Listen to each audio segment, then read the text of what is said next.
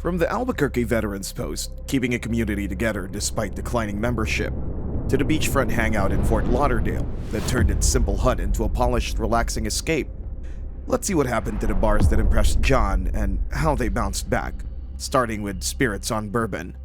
Right on a packed stretch of Bourbon Street, a place called Turtle Bay somehow managed to stay almost invisible, which is strange when you consider how many people walk past those doors every single day. The owner, Brad Bohannon, had once been part of a very successful bar, Tropical Isle, sitting directly across the street. But when things fell apart with his partners, he decided to try again on his own. But something about the way he went about it raises a few questions. Brad not only stole Tropical Isle's island theme and brand colors, but he also took their manager Steve and made him a co-owner of his new bar. Brad introduced the Turtle, a cocktail that closely resembles Tropical Isle's drink, the hand grenade. It ended up feeling a little too familiar, and that's not exactly what draws people in around there. Because we haven't done anything to distinguish ourselves. Right away, Jon Taffer saw the same concern others had, which made the situation a lot clearer. I've seen enough. This bar has no identity. It's totally a copy of the bar straight across the street. But it became clear to Taffer that Brad, despite the current struggles, had been the brains behind what made his rival bar popular. Why did you copy everything from across the street? I didn't copy everything. You gotta realize a lot of that was my idea. So while the bar looked like a copy on the surface, the owner... And we're creating a focus upon a theme that nobody else has on the street. Jon, we don't want a good one. We want great, the best. We don't want him coming out of that kitchen until he has the best gumbo on Bourbon Street. We want the best specialty drink on the street. We want the best cup on Bourbon Street. Okay. We're believing in you guys. Challenged, I knew I had him. He lit up. He got excited about the direction we're going in. And now that he's ignited, we can ignite this business. There was also something about the building that made it stand out, and Taffer used that as the foundation for the redesign. This bar is all about a guy by the name of Edward Dubois. Edward Dubois actually lived in this building, and he was a barber and a philanthropist and a womanizer. And legend has it that he was murdered by a bunch of his mistresses. That, in fact, is his ghost is in that building. Look at that sign. That came from my buddies at Crescent Sign, turned around for 2 days for us. Spirits, booze, but also the spirit of Edward Dubois. It employs all the mysticism of New Orleans, and it's fun. Guys, go inside, take a look. Inside, the most talked about feature was an old red barber chair placed right in the middle of the room. Edward Dubois was a barber, so this fits our concept. Somebody sits down, pour a shot, and you watch how they line up for these shots walking down the street. I bet you can sell a couple 100 shots a night from here. Near the entrance, a to-go drink station was added so staff could quickly serve people who were already on the move, which matters a lot in New Orleans, where many drinks are sold to customers walking outside. Once things got going, the results were clear. Sales went up, the bar stayed busy, and Turtle Bay became one of Bar Rescue's bigger success stories, pulling in millions every year. Eventually, the owners decided to sell the business, and the building later changed concepts and became the Tipsy Trumpet. Turtle Bay got a second chance and made the most of it, but this next bar was quietly running into a whole different set of growing pains. Not every bar struggles look the same, and Sandbar Sports Grill was a perfect example, having built a following before things went south. The spot sat in the middle of Coconut Grove, a classy part of the city with money, style, and upscale businesses. When the business was purchased by owner Albert Barrero, the crowds were still coming in, and the bar was making good money. However, the situation changed once local rules started limiting late-night activity around the neighborhood. Because the bar had relied heavily on the late college crowd, the new rules slowly drained the energy from the place. During our drinking times, they were giving 24-hour liquor licenses elsewhere in the city. So the college kids were going. As a result, sales began slipping month after month, and Albert's friend, Matt Gentile, stepped in to invest in the bar and help turn things around. Though that decision created a new problem since Matt believed in a different direction for the bar. Matt had some ideas, but the ideas didn't really relate to this type of atmosphere. The reputation is it's still a college bar. That disagreement over the identity of the place sat at the center of the trouble when Jon Taffer arrived to see what was happening. But before he even got a proper look, something about the area caught Jon's attention, and it definitely stood out to him. So Coconut Grove, Florida is one of the more affluent areas of Florida. Per household income can go up to a few $100,000 a year. So this is a pretty sophisticated area. The address alone showed potential, since a bar sitting in the middle of that kind of district should have been doing far better than it was. The opportunity was already there, and the bar could work if only the concept matched the neighborhood. That said, once Taffer started looking closer, the inside of the building told a different story. The kitchen and the bar area were in rough shape, which became obvious during early inspections. That's going on people's food. That's bacteria on your cutting board. So every time you put a piece of food on that, that's what you're serving. There is a bus tub full of water that has stuff floating in it. The bottom of your cider cans are growing mold. What can you drink back here? Nothing. Because those conditions created a real safety risk, Taffer ordered the entire bar shut down until the space could be cleaned properly. That decision forced the owners to face how far the operation had slipped, and it also opened the door for a complete reset. Training sessions followed once the building was safe to reopen for work. Mixology experts showed the bartenders how to use fresh ingredients for cocktails, while chefs trained the kitchen team on preparing seafood dishes the right way. Then came the renovation, along with a name change for the bar. And then the inside of the bar was turned into a much more polished space designed to attract the type of crowd living around the neighborhood. The new concept also introduced a feature called hot stone cooking, where guests could sear their own meals on heated rocks placed directly at the table. Still, despite the fresh start, it wasn't long before the owners started missing what had worked before. After the show finished filming, the Hot Rock Bar and Grill quickly changed its name back to the Sandbar Grill. They even brought back a lot of the bar's old decorations that Jon Taffer removed. But not long after that, the bar faced another challenge when a kitchen fire forced the building to close. That break lasted a year, though the owners used the time to repair the interior and expand the outdoor seating area before reopening began. Since then, the bar has continued operating in Coconut Grove and has even expanded its brand to other coastal locations. Sandbar's situation showed how tricky running a bar can be. But not every struggling bar looks like it's falling apart, and that was the strange thing about Havana Mix Cigar Emporium when the problems first came into focus. The place actually looked pretty clean and well kept, which is unusual for a rescue situation, and once you walked inside, it was the cigar side of the business that had been built with real care. The business had been started by Rob Hunter, a former kickoff return specialist for the Los Angeles Raiders, who turned his love of cigars into a full business. At first, the place was simply a cigar shop, but over time, customers kept asking for drinks and a place to relax while they smoked, so the shop slowly grew into a wine bar and lounge as well. It sounded like a solid idea, but the bar side just couldn't match the cigar business, and that started to cause problems. It didn't have the right equipment, ingredients, or setup. So while people could spend big on cigars, getting a decent drink wasn't as easy as it should have been. Nobody says, I'm going to Havana Mix for a drink after I hit Beale Street. There's nothing that draws them to the drinks. We focus on the cigars. At the same time, Rob brought his own son, Rob Jr., to manage daily operations. It was supposed to be a joint effort, but as the bar struggled, the situation started getting harder to manage as debts piled up. To keep the bar operating, we had to take some of the profits from the cigar sales. When Jon Taffer arrived, a few things stood out to him. For one, the lounge sat on a busy corner in downtown Memphis, only a short walk from Beale Street, which meant there was constant foot traffic nearby. So look around. 10 million tourists a year come to Beale Street. Wow. But even when you're in a tourist destination that's this popular, you still have to be good. And the bar we're rescuing, Havana Mix, is literally 300 feet around the corner. Taffer also noticed the staff cared deeply about the place, which became obvious in the way they talked about the lounge and the pride they had in serving customers. How long have you been here? I've been here since the beginning Why? because I believe in the vision of these two people right here. It's more than about cigars and drinks. It's about bringing people together from all walks of life, all backgrounds. You know, that's the greatest part of a bar. When a bar is wonderful, it breaks down all those barriers too, because it becomes part of a community. Your vision is amazing. Then there was Rob, who, despite the struggles with his son managing the bar, Taffer could see was giving it his all.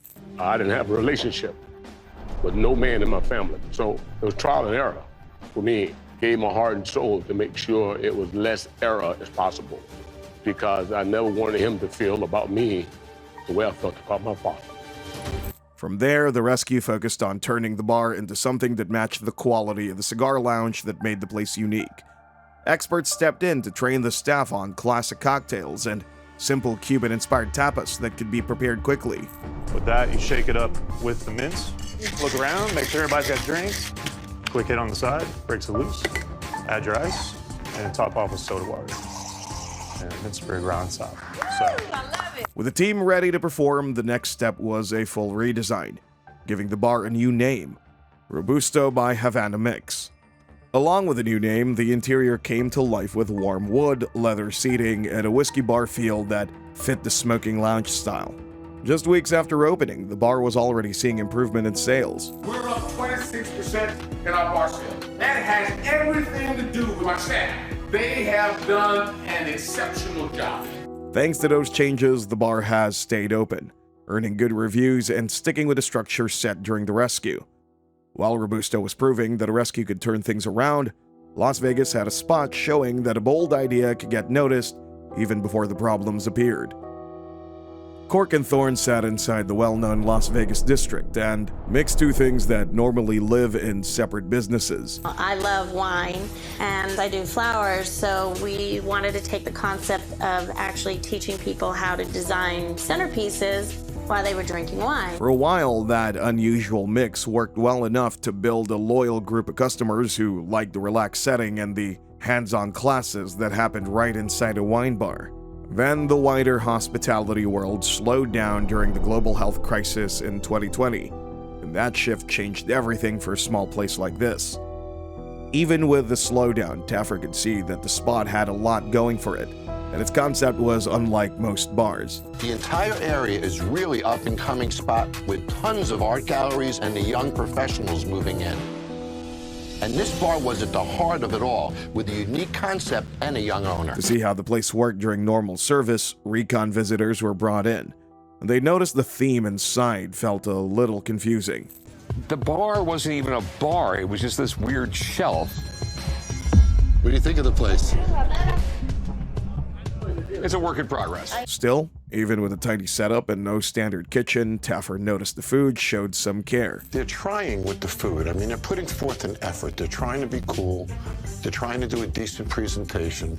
They're trying to provide a balance of items. I understand where they're going, but they're missing the mark. It was clear that the owner was putting in a lot of effort, but no matter how hard they tried, things just weren't coming together the way they should. What I see is I see great intent. Yes. I see great spirit. Yes. I don't see the knowledge and the tools for you to be able to turn it into what your dream is. So the rescue focused on bringing the operations up to the same level as the concept itself.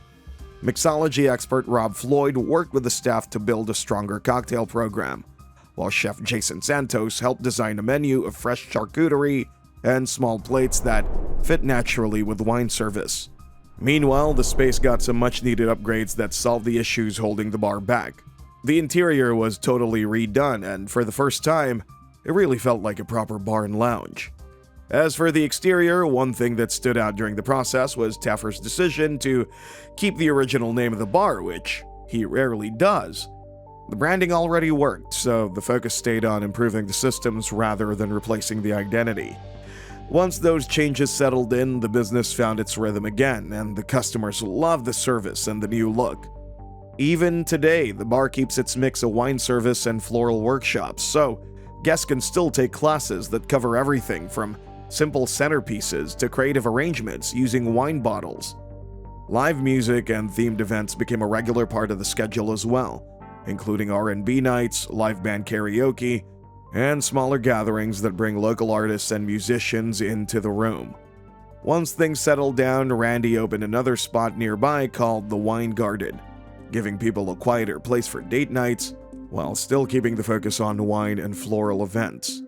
If Cork and Thorn showed what happens when concept meets execution, the next bar proves that a strong setting can almost run the show on its own. Right on the sand by the Ocean Mater Beach Resort Hotel, Bamboo Beach Tiki Bar offered a cozy beachside retreat. At first, it wasn't clear what set the bar apart, but the backstory explains it all. Original bar was built in 1957. The city allowed me to construct this tiki bar, and the only reason is because I was grandfathered in. Fort Lauderdale zoning laws prohibit bars on the beach, so Frank's grandfathered status gave his hotel one of the 3 beach bars in the entire city. Early on, business was strong, with steady profits coming from visitors and regulars who enjoyed the simple concept. Eventually, though, it went downhill, and the bar started losing a lot of money. Just last year alone, I lost close to $200,000. This bar is falling apart, and if it does, then that's it. My whole financial situation is a complete disaster. The situation became serious enough that outside help was needed, which led to a visit from Jon Taffer. Right when he got there, the bar's location stood out to him immediately, and it was a strong first impression. Obviously a beautiful location, good marketplace. Gorgeous. Why isn't he busy? Location. Rule number 1, you're on the beach. For Taffer, that kind of setting was extremely rare, especially in a city like Fort Lauderdale, where beachfront property is valuable and tightly regulated. Even though the spot itself had a lot going for it, some clear issues were holding the bar back.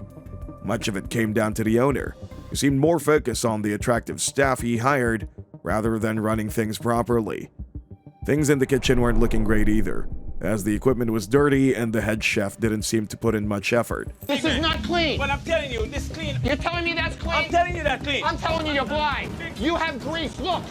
Okay, but I'm Dripped telling you. into your saute pan. But I'm telling you, it's because not clean. Tonight it's clean when we finish work up in here. Seeing how things were slipping, Frank realized he had to run things differently and gave a staff member the authority to make the harder calls. Today, I'm starting brand new, and I'm going to start enforcing rules, and I'm going to be strict. Starting today, I'm going to give you authority to suspend, fire. I'm serious. That moment set a new tone for the rest of the staff, and it allowed the team to move forward without training. Experts stepped in to show the bartenders how to prepare cocktails using fresh ingredients and simple techniques that highlighted aroma and presentation. While the staff trained, the building itself went through a full renovation.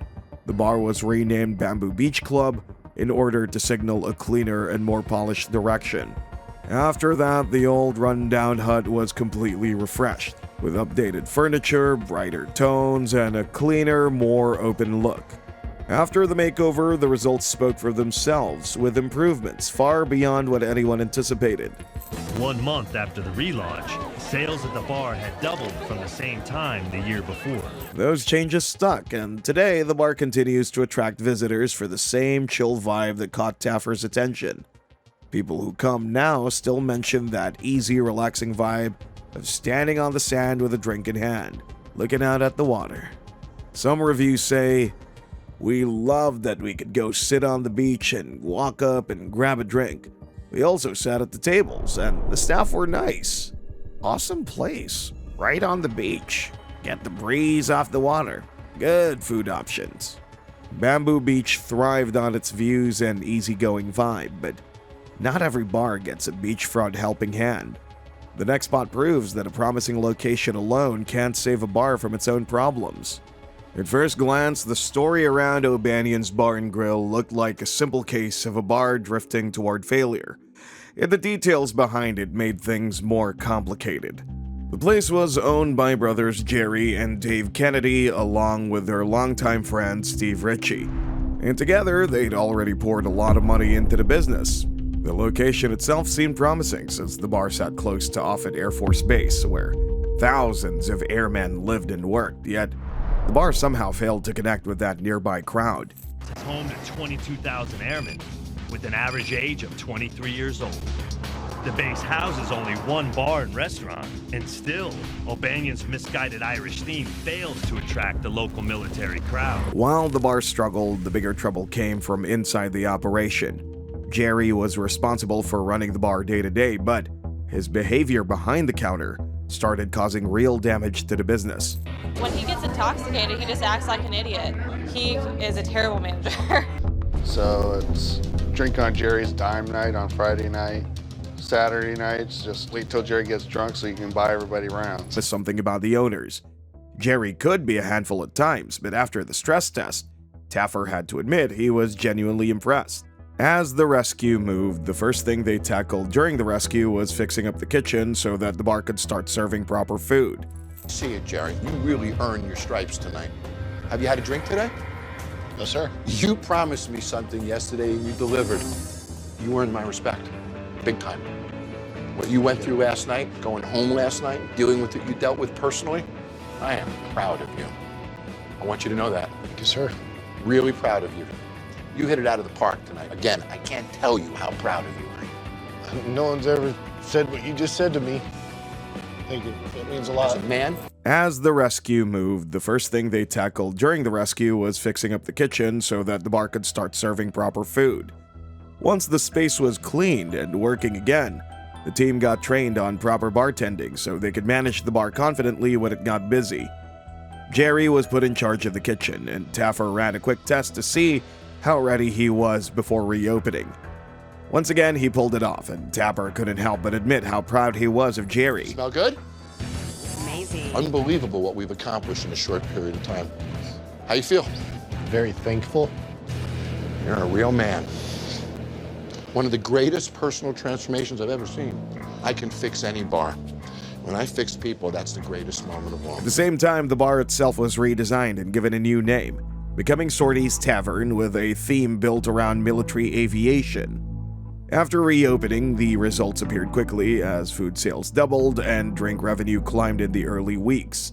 Eventually, the owners decided to sell the business and listed it online for close to $200,000. New ownership stepped in and kept the Sorties Tavern name, along with the Air Force theme that had defined the rescue. The bar continued operating as a local hangout with events like karaoke nights. Sorties showed that even a strong theme and great location aren't enough if things are falling apart behind the scenes. The next bar had no trouble drawing a crowd, but keeping them there turned out to be a different story. VFW Post 6216 sat in Albuquerque and served members of the veterans of foreign wars who came there for conversation, support, and the simple comfort of being around people who understood their experiences. Ricardo feels handcuffed because Chris is unwilling to invest any more money to make the changes he needs in the kitchen. The post was led by Commander Rudy Valles along with Quartermaster Johnny Chavez, and for Johnny, the place meant far more than just a social club. He dealt with post-traumatic stress after his time in service, so helping run the building and supporting other veterans became part of how he stayed steady in daily life. Even with that strong purpose, the post was struggling to survive. Membership had been falling for years, which meant less money to maintain the building and fewer younger veterans coming through the doors. The person who's on the cover. With Chris focusing more on the stuff hanging on the walls rather than managing what was going on between them. Jon Taffer understood how much was at stake when he arrived and took a calmer approach than usual. The bar we're going to is called Sacktown. This is it, man. You're looking at it. So this bar was opened by Chris 3 years ago. Okay. I love you guys. As he looked at the building layout, Taffer could see it had a lot of potential. Big place. It is huge.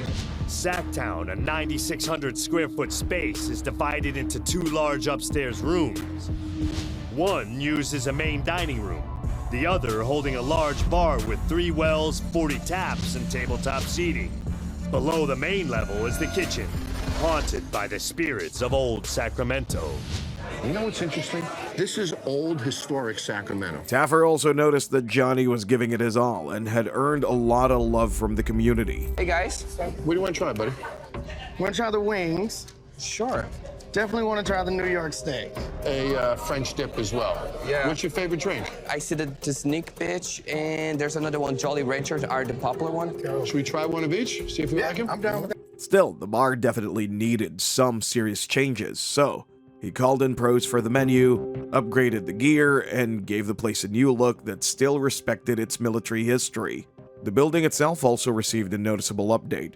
The outside was given a large new sign so visitors could easily see the name of the post from the street, and a mural was painted on the front to give the entrance more energy.